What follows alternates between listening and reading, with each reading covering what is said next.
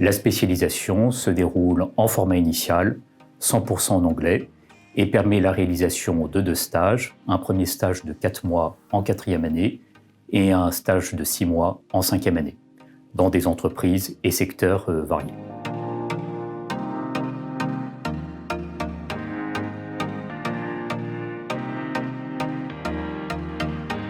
Alors l'objectif de la spécialisation Audit and Performance Management est de former des auditeurs et des contrôleurs de gestion. Alors les enseignements dispensés au sein de la filière Audit and Performance Management permettent de revenir sur les fondamentaux de l'audit, du contrôle et des systèmes d'information.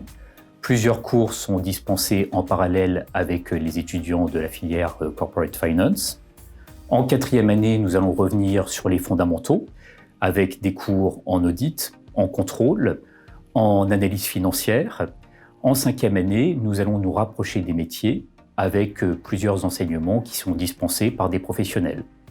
La filière permet également de se préparer à un logiciel de gestion intégrée, SAP, qui est très prisé des recruteurs.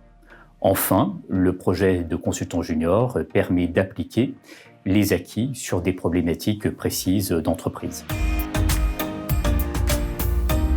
Alors, pour réussir au sein de la spécialisation Audit and Performance Management, je dirais qu'il est nécessaire d'aimer la matière comptable et financière, bien entendu.